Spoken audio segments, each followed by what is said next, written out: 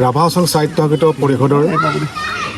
2025 আৰু 26 বিত্তবৰ্ষৰ দ্বাৰা অনুমোদিত হোৱা আমাৰ 12 নং ডিমাজাখালী পৰিষদীয় সমষ্টিৰ আমাৰ যে উন্নয়নমূলক আঁচনি যিটো কাম কাজ আমাৰ আছিলে আৰু এই উন্নয়নমূলক আঁচনিৰ কাম কাজ আজি আমি তিনিটা আঁচনিৰ কাম কাজ আমি শুভাৰম্ভ কৰিলোঁ। আমি প্ৰথমে শুভাৰম্ভ কৰিছোঁ আমি ছটমাটিয়া স্পৰ্টছ মানে ক্লাবৰ এটা অফিচ বিল্ডিং আৰু সেই অফিচ বিল্ডিংটো আমাৰ ৰাভা হাছং সাহিত্য সাহিত্য পৰিষদৰ প্ৰাক্তন CM শৰৎ চন্দ্ৰ ৰাভা তথা আমাৰ ৰাভা হাছং সাহিত্য পৰিষদখনৰ শক্তিকাৰী আমাৰ সন্মানীয় আমাৰ শৰৎ চন্দ্ৰ ৰাভা দেৱৰ স্মৃতিত আমি এটা অফিচ বিল্ডিং আমি ইতিমধ্যে নিৰ্মাণৰ কাম হোৱাৰ আমি কৰিলোঁ আৰু তাত আমাৰ কাউন্সিলৰ তৰফৰ পৰা আবেদন দিয়া হৈছিল 12 লাখ টকাৰে আৰু সেই কামটো আমি আৰম্ভ কৰিছোঁ। দ্বিতীয়তে আমি আৰম্ভ কৰিলোঁ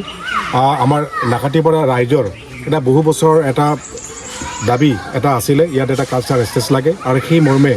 আমি 6 লাখ টকাৰে ৰাভা হাছং সাহিত্য সাহিত্য পৰিষদৰ দ্বাৰা অনুমোদিত আমাৰ এই ধনেৰে আজি